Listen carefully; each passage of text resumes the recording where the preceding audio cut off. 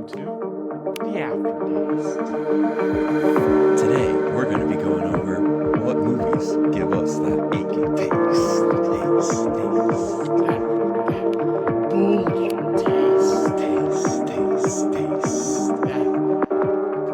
The Aftertaste. Okay.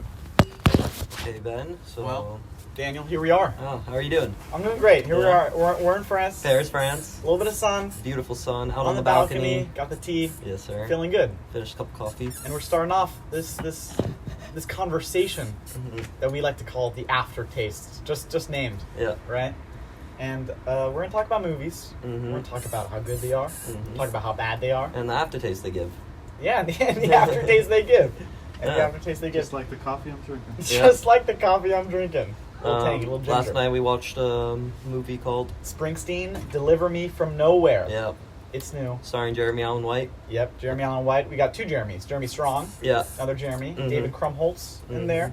Paul Walter Hauser, who I follow on Letterboxd. He was the He was- technician. Yes, yeah. yes. The big technician. And Letterboxd if you want to sponsor us. Oh, Yeah. please. Send an email.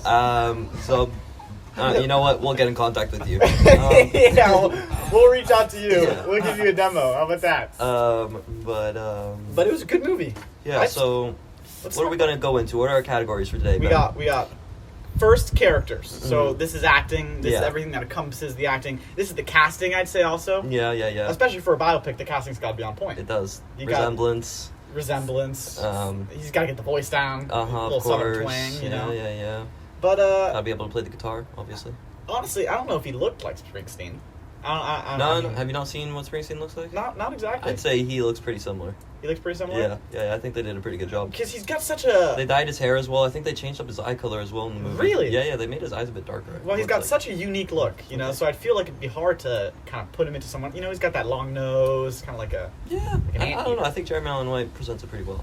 Yeah. Oh. Well, he got the voice down. Let that's us know for what sure. you guys think in the comments. Yeah, But- down below. Yeah. Well, I can tell you, he got the voice down pretty well because when we listened to Springsteen after, I couldn't tell the difference. When they were when Jeremy Allen White was singing, you could definitely tell Bruce Springsteen was a pretty prominent person in the production of this film.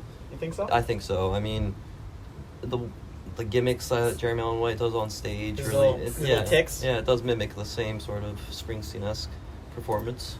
But let's talk about the other characters. We got some Mhm. strong supporting roles here. Yeah. We've got Jeremy Strong. Mhm. He's doing a strong work. Yeah. He's three times said strong right there. What's the? He's the manager. He's the manager. And John, I believe, Yeah. is what he was being called. I think they did a pretty good job with this role. Yeah, you know, I like that he sided with him. Yeah. You know, he No, was yeah, on his side. He was definitely He's a not good in guy. it for the money. He was in it. No, he was in it for Bruce. He said one line where it was like, in this office, my office, we believe in Bruce Springsteen. That's Yeah, what he said. yeah.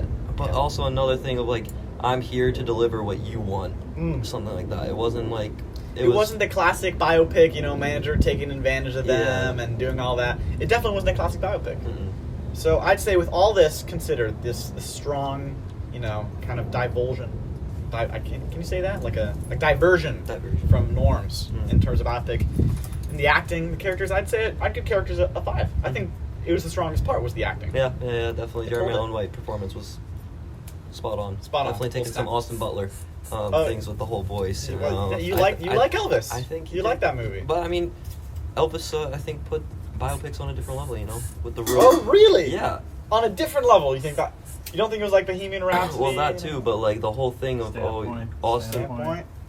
Stay on point, I'm just Daniel. saying, Austin You're at Butler's 3 minutes changed already. his whole voice, his whole sort of appearance after the Okay, hey. Elvis movie, Hey, and that's just because he got so much into character. And I I think got Jeremy it. Allen White did something very similar here. okay, so you think he's following in the same trend?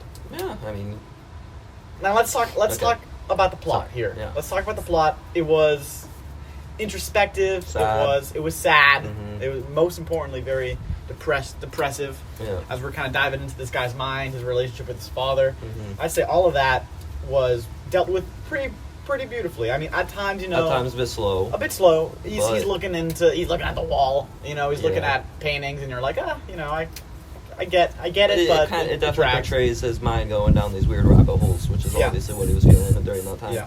And not really know how he did deal with it. In general, Yeah. I'd say handled very delicately. Yeah. And the going from the black and white to the modern day, Yeah. and using him as this sort of like he's reliving his past the same way we're seeing it for the first time, Mm-hmm. right? Mm-hmm. So I'd say all that it adds to the aesthetic. Mhm. This slow emotional journey. I sort of got lost a bit, because then they also threw in the relationship. Mhm. So it's a lot to handle. He's got, I guess for him it was a lot to handle. He's got Yeah. the relationship with his single mother. He's got doing the album, and he's got reuniting with his father. So Mhm. it's a lot for us to look at. And I think it kind of crowds it just a bit, makes it a little slow, Yeah. makes it drag, because you still have to find a way to give everything room to breathe.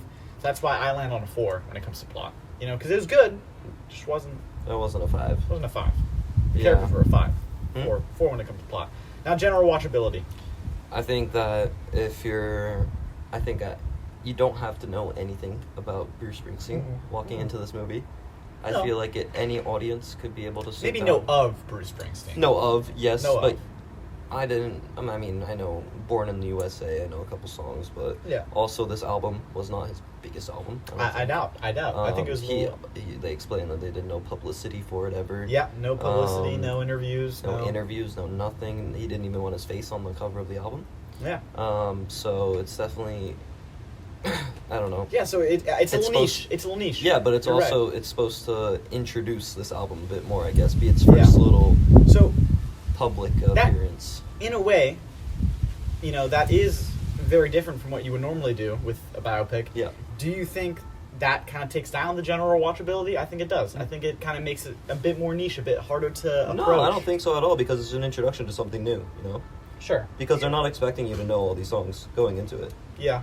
Yeah, I You know? understand that. Um, I'd still give it a 4. I think it could. Yeah. It's not that approachable if you're a general audience, because you're looking at it and you're saying, I don't know much about Bruce Springsteen. Now I'm going to delve into his most introspective, emotional work. yeah. That's not the first thing you want to hear when you're talking to an artist.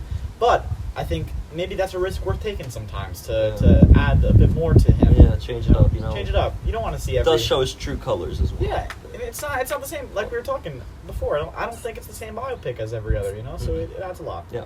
And then, finally, after talking about that general watchability, so we give general watchability a 4, Mhm. characters a 5, Mhm. and plot a 4. Emotional weight. Now we're going to talk about the emotional weight of the film. It was weight. The aftertaste. The aftertaste. Aftertaste. The aftertaste. Mhm. That was our producer talking in the back. Big V.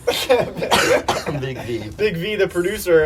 Big the thick. We're going to talk about the aftertaste of the film. Danny, walking out of the film, your mouth, what was it tasting like? What was that? What were your taste buds telling you? It was It was sad. It was sad. It was definitely sad. The last, the whole scene with the therapist, I really liked that a lot. Oh, yeah? I think, wow, Jeremy. Wow. Yeah, when he just starts crying. Yeah. Ah. He didn't even get a word out. Nuh-uh. He was Uh-uh. he needed help then. And the ending was very bittersweet, right? The whole reconciliation with his dad as well. He understood that his dad was going through some Yeah. very, very hard times. And Mhm. as everybody has their own demons, he acknowledges that and was able to, not succumb to his demons, obviously, as we saw. Yeah, he overtook them. Yeah, he overtook them. And they said he still struggled with depression Yeah. to this day, and it's still a battle. So that's why I think it's a bit bittersweet. Yeah. He's always going to have this problem, this kind of like weight of his father, and you know, trauma. and trauma. But he's learned to... But the album still hit top 3 with no promotion, huh? Yeah, So I mean, yeah. not bad, not bad, not bad. So So emotional weight, I would say, it's strong. it's strong, very strong. The aftertaste is one of I think that was melancholy. Yeah, it was a driving aspect of the film. The Yeah, aftertaste. yeah. It was the emotional weight was important. Yeah, very. So I don't know. So think I guess averaging all the scores out overall, we'd give Springsteen "Deliver Me from Nowhere" a 4 out of 5 on the aftertaste scale. Yeah. Yeah. Beautiful film. Yeah. Highly recommend. Highly recommend. Jeremy Allen White did a great job. He's the Pride of Chicago. Yeah. Letterboxd sponsor us.